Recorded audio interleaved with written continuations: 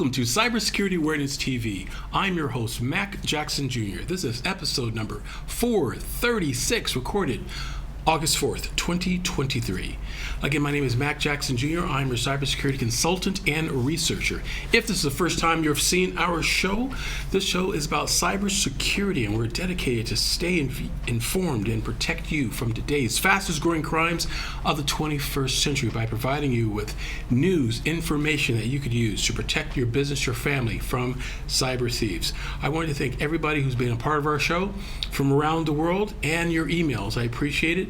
And again, if you want to send me an email with your questions, thank you very much for those. You can send them at info@macjacksonjr.com, macjacksonjr.com. Also, folks, remember to join my newsletter. We'll talk a little bit more about that at our end of our show.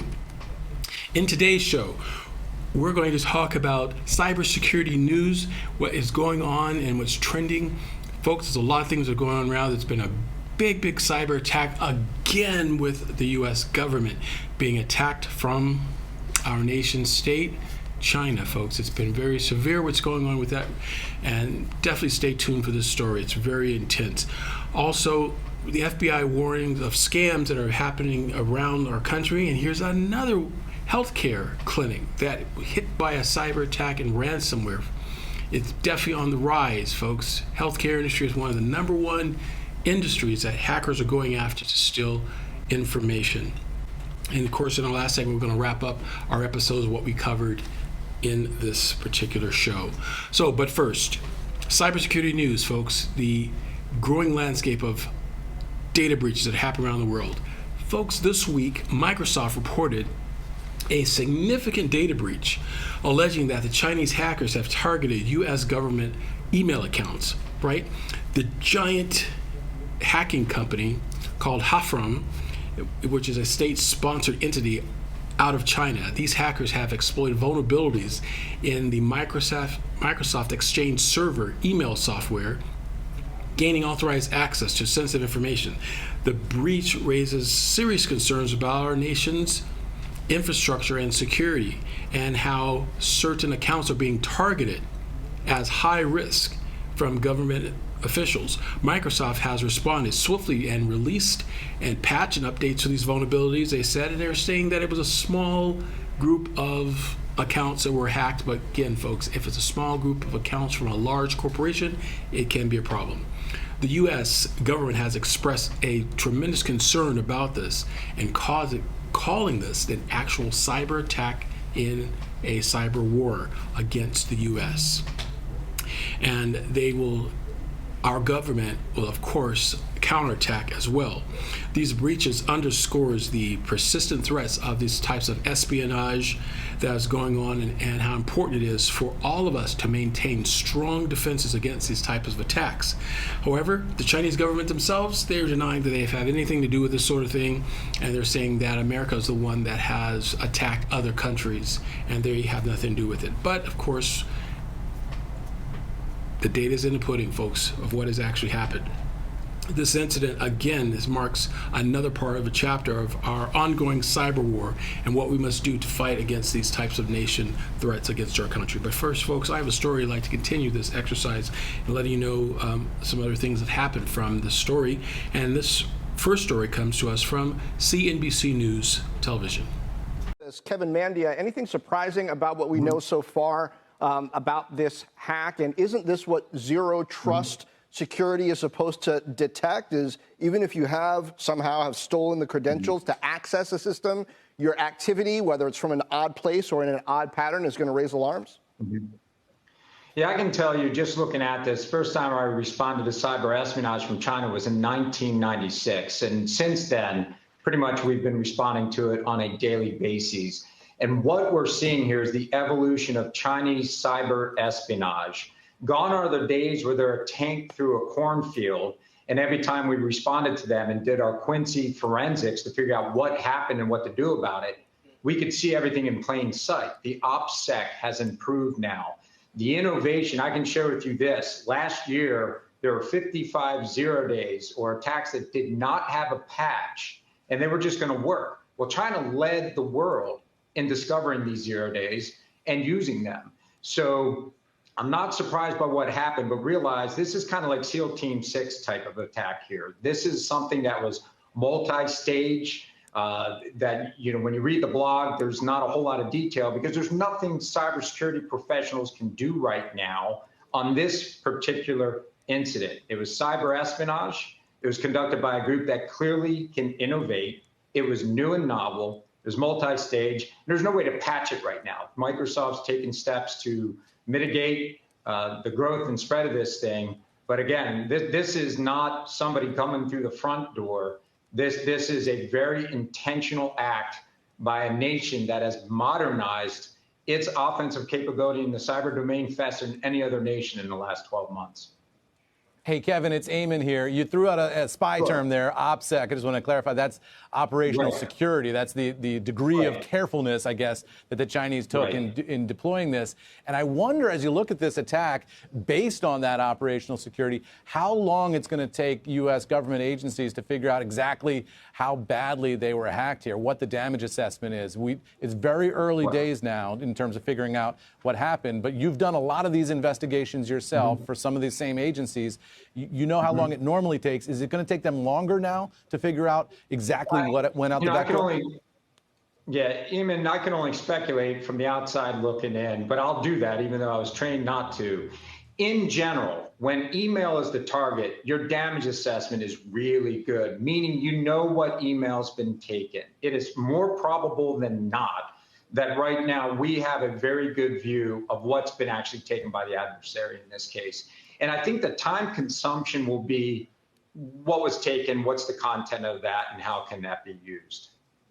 All right. Got to wonder if Janet Yellen brought this up over the weekend because they've known about this before they posted the release on Tuesday. Eamon Javers, Kevin Mandia, thank you.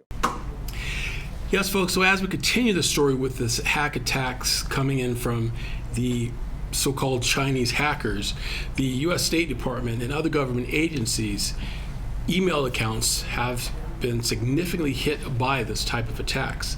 These attacks, again, were coming from groups from the Chinese government, and they have targeted departments within our government agencies by acquiring access to their emails.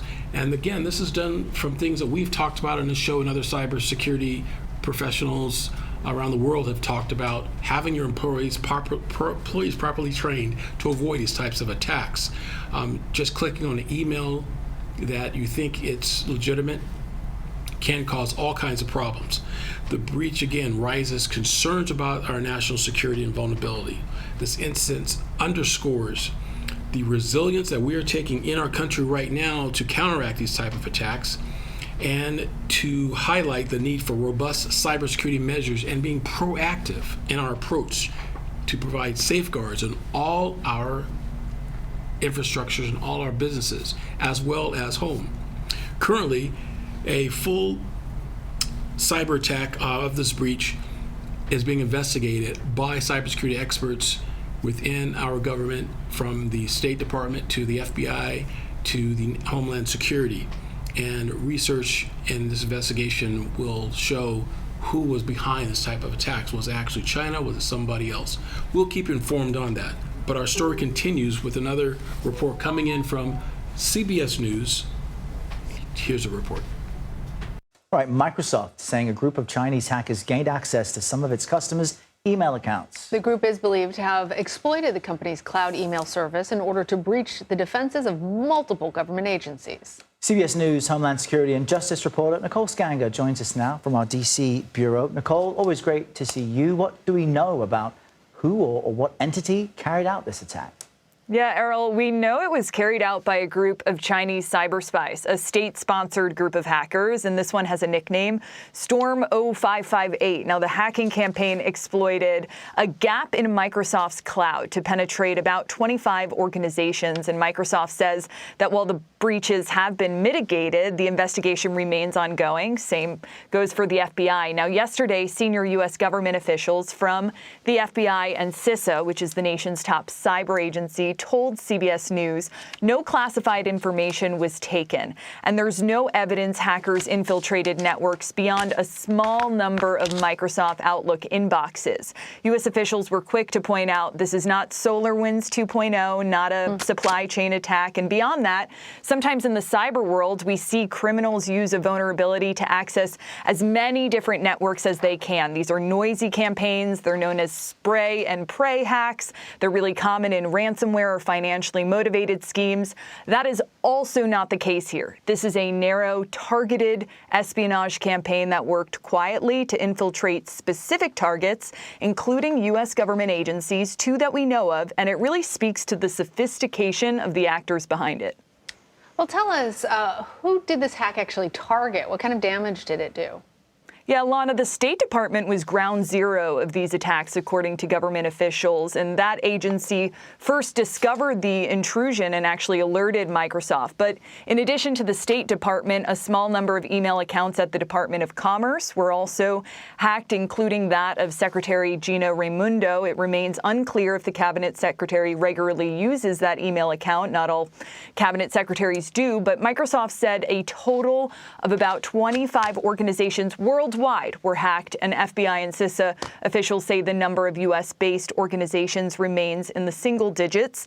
These are obviously not random targets. This is not happening in a vacuum. U.S.-Chinese relations are arguably at their weakest point in years. We know that tensions have risen over that Chinese surveillance balloon that passed over the United States earlier this year, Beijing's close relationship to Moscow during the war in Ukraine, not to mention China's continued threats to Taiwan. And when it comes to the Commerce Department, we know that new export controls on Chinese technologies have been met with some frustration by Chinese counterparts. Well, Nicole, we know that Secretary Blinken is meeting with a top Chinese official in Indonesia today. We wonder if this topic will come up. What are your thoughts on that? And can you shed some light on the timeline of this attack?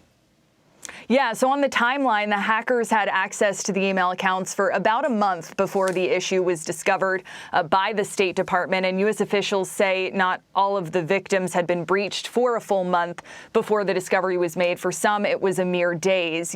Notable timing here, the intrusion was first discovered in mid-June. That's around the same time Secretary of State Antony Blinken made his trip to Beijing. Now, perhaps coincidentally today, as you mentioned, Blinken met with China's top diplomat, Wang Yi, in Indonesia. This ranks among the many likely topics of discussion for the two diplomats, but a readout of that meeting fell short of providing any real details. It did call their face-to-face discussion candid and constructive. All right, Nicole Scanga, thank you. Thank you. And finally, folks, another story that I want to share with you, and this is another important one I found relating to this Chinese hack attack on our U.S. government from the Microsoft Exchange servers. So you need to check this one out, too. This is coming from ABC News. It's being called a ticking time bomb. The New York Times reports the Biden administration believes Chinese hackers have installed malware on U.S. networks that could affect both military and civilian operations. Officials say the malicious code could disrupt power grids, communication systems, and water supplies that feed military bases around the world. But the impact could spread much farther, as that infrastructure often supplies civilian homes and businesses. A National Security Council official did not acknowledge the malware directly, but said the Biden administration is working relentlessly to defend the United States from any disruptions to our critical infrastructure. Back in May, Microsoft reported finding mysterious computer code in telecommunication systems in Guam, the Pacific Island home to multiple U.S. military bases. Now, U.S. officials acknowledge Microsoft could only see a small portion of a much larger issue. They say the Chinese malware effort predates the May report from Microsoft by at least a year. What are we seeing today? The threat environment at its all-time highest. Just over the last year, we saw an increase of 953 new bad actor groups, bringing the total of 3,500 unique groups. And earlier this month, Chinese hackers infiltrated the accounts of the U.S. Commerce Secretary and other officials at the Commerce and State Departments. Folks, so as we have documented here and reported on, Chinese hackers have breached the U.S. State Departments and other governmental agencies, potentially accessing sensitive information. This indicates and highlights the persistent threats of state-sponsored cyber attacks and the need for robust cybersecurity measures for U.S. businesses. This serves as a reminder again of prioritizing our data protection needs for our small businesses, to our large corporations, and individuals as well. The cyber tips that you can do yourself now includes things like multi-factor authentication, and we understand what that is, folks. Multi-factor authentication. If you don't, contact me or your cybersecurity consultant to find out more about it. Regular updates and patches on your software. You may get alerts from your software saying that there are patches that need to be updated on your phone or your desktop or laptop. Definitely comply with these updates.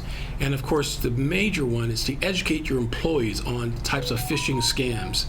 Regular network security and data access control audits can also help in these vulnerabilities. And what does that mean? That means that you have cybersecurity consultants or MSPs, managed service providers, hire them to come into your operations and look for vulnerabilities within your company, folks, and make sure these vulnerabilities. That's right.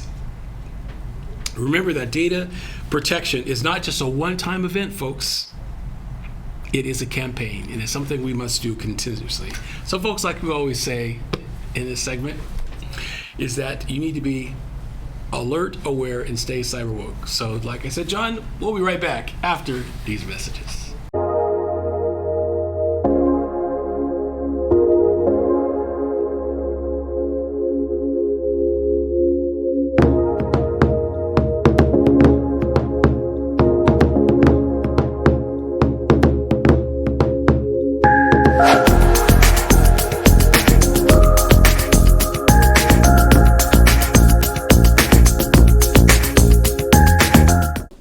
Hi, I'm Judy Morio.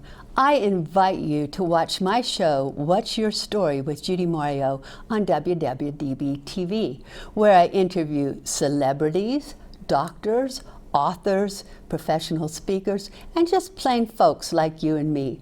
So watch my show and also watch some of the other great shows that we have here on WWDBTV, and you can also find us on Roku. Hi folks, welcome back to Cybersecurity Awareness TV. I'm your host, Mac Jackson Jr.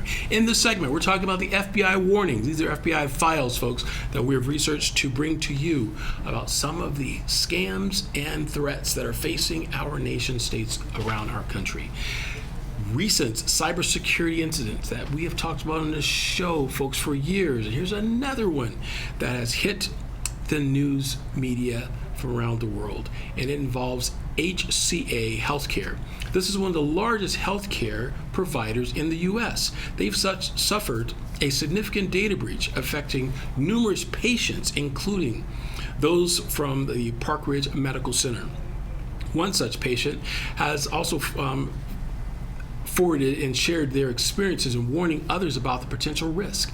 See, the patient went in to the healthcare and gave personal identifiable information, healthcare HIPAA information, plus financial information, and that data was subjected to this data breach. The patient whose personal and medical information was compromised described his incident as very and deeply upsetting. He received notification from HCA Healthcare about the data breach, like all of us have received them. You get this letter coming in from the healthcare provider, from your doctor, from your finance institute that says, hey, we've been hit with a cyber attack. We're personally sorry about it. We apologize. And for your inconvenience, we're going to offer you 6 months of credit reporting. Well, folks, yeah, great. 6 months of credit reporting. You'll get that, and then after 6 months, what happens after that, John? They'll strike on the 7th month, because most likely you won't pay for the additional services for it. You need to have more than that, folks. Just 6 months of credit reporting. You need to have credit reporting on your account anyways, and have it continuously, and have other proactive activities if you found something on your credit report. First of all, folks, I'm going to give you, before we even jump into the video here is a data protection thing. Freeze your social security number with all 3 of the major credit reports now. You, your children, your spouse, everybody. Freeze your credit. Now, that means that if you're purchasing a house, you can't buy it right away until you unfreeze it. But while it's frozen, if there are anyone that tries to use your social security number or your information to make any major purchase, you will be notified and they're stopped. It causes you less hardship and trouble, especially if you're trying to buy something like a home or a car, and you go to look at your credit report and there's a condo that you own or some other debt that you have nothing to do with because someone stole your information and you weren't aware of it. So make sure you do a freeze of your credit report. Now back to HCA. Healthcare has responded. They have responded to this type of data breach, and they are definitely bothered by it and are working with law enforcement and other cybersecurity experts around the world to make sure that they are hardening their cybersecurity positioning to protect clients from this. However, folks, this incident, again, strikes back as a stark reminder of cybersecurity threats. Here's our story that I'd like to give to you to give you more detail of this type of data breach, coming to us from WTVC Channel 9 News out of Chattanooga, Tennessee. Information from millions of HCA healthcare patients was stolen after a cyber attack earlier this month, hitting locations across several states. And that includes residents who go to Park Ridge Hospital. HCA says hospital operations were not disrupted by the hack, but say the person responsible was able to collect dates of birth, phone numbers, and appointment dates as well. And an IT consultant in our area says his information was compromised during this attack. News Channel 9's Jacqueline Davis spoke with him about the worries he has now. Jacqueline. Josh, Kim, the data breach involving HCA Healthcare took place during the beginning of July. Now, one of the victims tells me he's concerned for his financial future. A data breach at HCA Healthcare, but what it means here in Chattanooga is that patients' information from Park Ridge could be at risk. I voluntarily gave my information to the hospital. I did it out of trust, and now my data's out there. Lo Evitt is an IT consultant, went to Park Ridge for a tick bite. Then he got word his data was part of the breach. Well, first, I didn't even know who it was. It come up as a parent group. I had to scroll down, read through the whole page, and then I found out that it was Park Ridge Medical Center. According to HCA, a list of certain information with respect to some patients was made available by an unknown and unauthorized party on an online form. If you get hacked, the company says your name, address, date of birth, and other information could be in the wrong hands. And this list shows what wasn't taken. Evitt says he only heard from Park Ridge by email on the 18th of July, which was 13 days after it happened. That should have been available to people day one. They should have been calling people, customers, people, and saying, hey, we got hacked. Here's what you need to do to be safe. This is a time when imposters might show up and then try to actually add another layer of fraud that could happen in the situation. Michelle Mason, president of the local Better Business Bureau, says if you're affected, the information that was taken might not happen automatically. Right after it happens may not be the time that they're going to do something. You're checking your information on your credit reports, not only for accuracy, but to make sure there aren't any accounts that have been opened up in your name. And that scares me because a little bit of data, they can do a whole lot with that.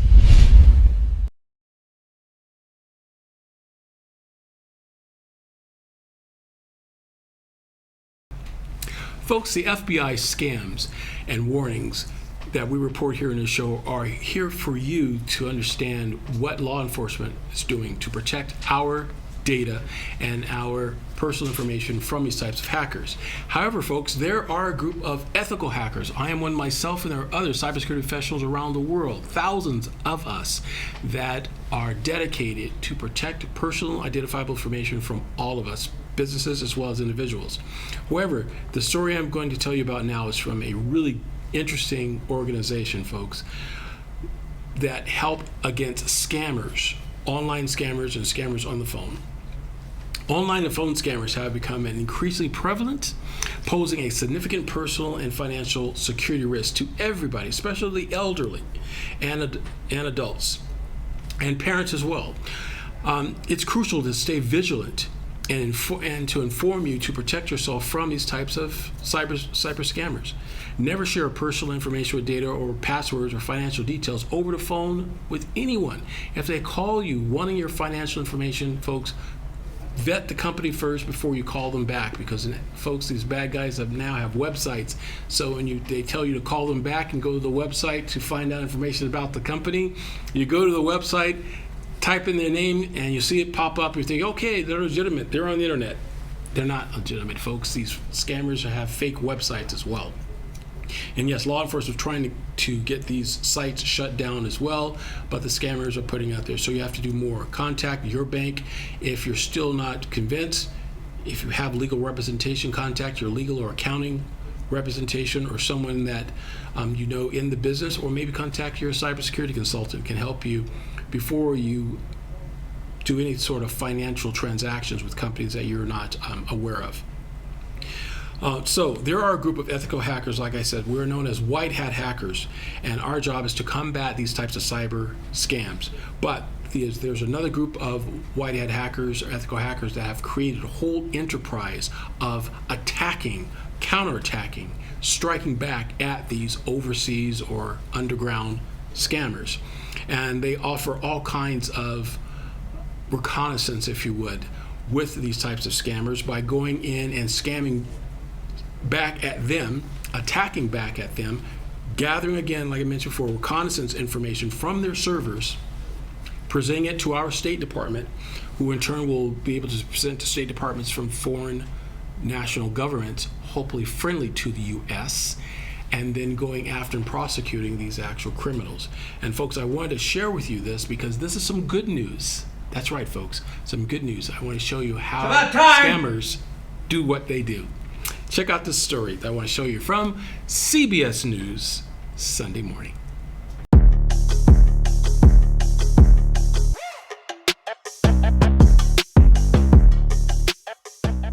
Most of today's online scams originate in organized call centers in India, which are beyond the FBI's jurisdiction. Thank you for calling support. But this man has found a new way to fight them. I keep getting messages on the computer. He goes by the pseudonym Kit Boga. I try to bring some entertainment to an otherwise dark world. In his videos, he spends hours talking to the scammers. Okay, yeah, I'll let you take care of it since you're the expert. My job is to waste as much time as possible with scammers on the phone, so they're not on the phone with somebody else, and then hopefully educate people about how the scam works. It says certified tech created the directory. You see that? To fool the scammers, he uses a voice-changing device. It'll sound something a little bit like this. And hi, sweetheart, how are you? Or sometimes I try to do maybe some sort of, I don't even know what kind of accent this is, if I'm going to be honest. Like, I don't really know. Half the time I just wing it and try to have fun. Remember that God is patient too. His goal is to drag the scammers off of their prepared scripts. Sometimes I say something like, what do you want your kids to be when they grow up? I bet they want to be just like you. And you can hear the voices breaking. No, I don't want them to be like me. I want to come out from the dark, but I cannot. But he's not the only soldier in the scammer wars who's using fake voices. Remember the grandma scam? I've been mugged, and I'm overseas, and I need money. Nowadays, an enterprising scammer can create an AI voice clone of your grandson using an app like this, the better to fool you with. Grandma, it's me, David. I've been mugged, and I need money. But according to former FBI Assistant Director Mike Driscoll, even the most sophisticated scam can't work without your cooperation. There's a term we use when we talk about security in general, physical security, and it's called hardening the target, where you put up gates, you put up locks, you secure the location. You can make yourself a hard target by being smart about what these scams are. So, how do you harden your target? 3 rules. First, hit pause. There's always this sense of urgency, and if you don't do this now, you're not going to get that $300 refunded. If you don't do this now, you're going to go to prison or whatever it is. You can say, like, all right, give me the reference number, but I'm going to talk to a professional. I'm going to get a second opinion. Rule number 2, every scam begins with scammers contacting you, by phone or text message or email or a website pop-up. So, ignore or hang up and contact the real organization yourself. You're not going to get a call from Google that says, hey, we need to fix your system. Don't take that call, don't take that email. Whatever that organization is, reach out directly to them and verify that. Let's say I get an email from Amazon that says there's a problem with your order. Click here. Don't click on it. Go directly to Amazon and enter your information there. And rule number 3, report the scam right away. Our ability to get those funds back is very, very limited by time. We have to act very quickly, so reach out immediately. They will freeze what they need to freeze and protect you as much as they can. Those guidelines could have saved scam victim Jeff Pliskin the money he lost last year. Well, I think you're kind of noble to admit that this happened to you. It's embarrassing, but maybe somebody will see this and say, oh, this is a good thing to watch out for. Folks, what a video, right? It's amazing to see how we as ethical hackers and the U.S. are actually striking back against these types of cyber attacks. They're coming from nation states, sometimes they even come from in our country as well. You could do your part as well, folks, by staying informed and telling people what you've learned on this show and protecting yourself from these types of cyber threats. Like we always say on this show, folks, hashtag stay cyberwoke. We'll be back after these messages.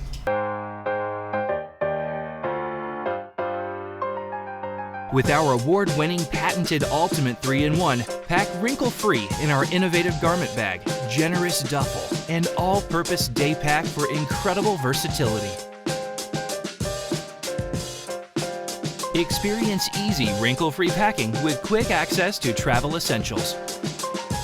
Exclusively ours, an extension pocket for longer items or additional storage. Avoid check-in fees and lost luggage with our patented wraparound garment bag and duffel for a single carry-on. Easily hang the garment bag at your destination and use our duffel as a pop-up drawer.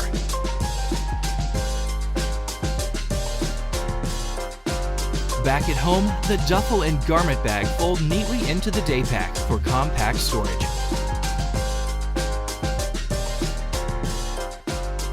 Travel smarter and simpler with Ultimate Luggage.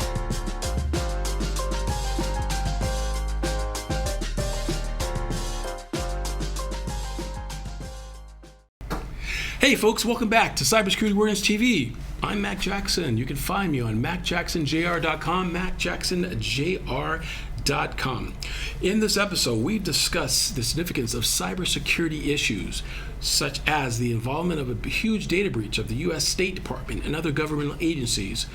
Their emails were hacked by allegedly Chinese hackers. It's important that the U.S. and other businesses work together in collaborating on cybersecurity activity to strengthen and harden their cybersecurity posture to protect themselves and their assets from these types of hackers. We also talked about online hacking as well as the data breach that have happened with U.S. hospitals and healthcare industries. Folks, these discussions mark a critical point for us to be more informed of cybersecurity activities from around the world.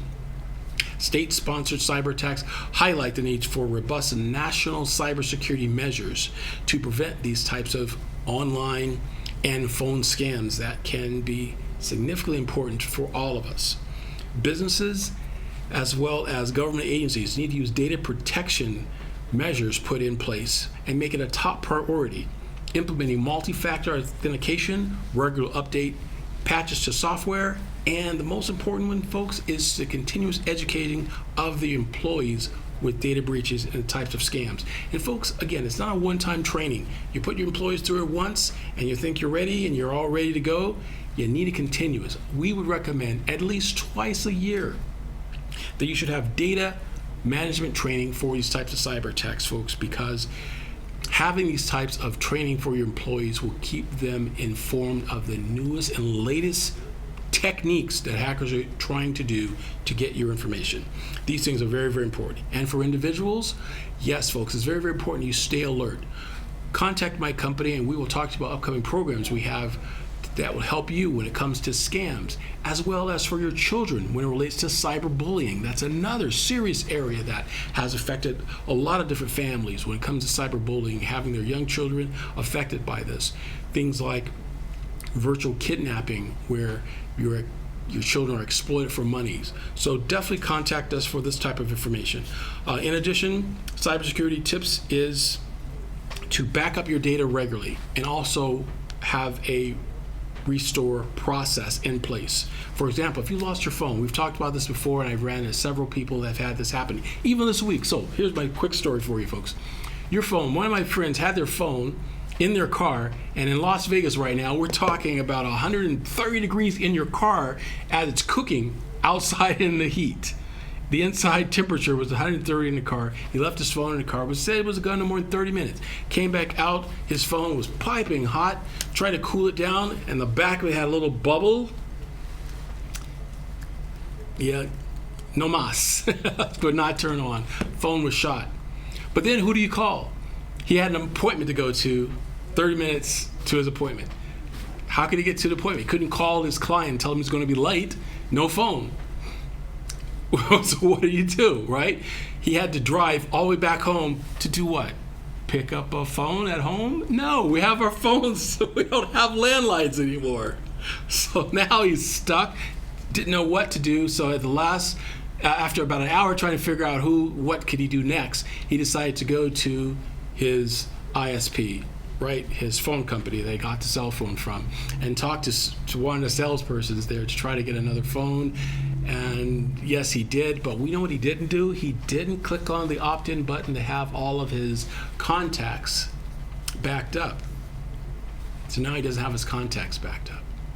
So anyways, he had to go back to his house, go online, and send emails to his client to let him know that he's running late and reschedule the meeting. Folks, this is an example of what happens if you lose your phone. What happens if the power goes out in your home? Something to think about. It's areas that we talk about in our training and our consulting practice. Being prepared for a natural disaster, being prepared for a international disaster, or even a cellular disaster. It's just something for you to think about. Our last thing I want to talk to you about today, folks, is that I invite you to join our data protection newsletter that we have, and you can sign up for my newsletter by going to macjacksonjr.substack.com. That's macjacksonjr.substack.com.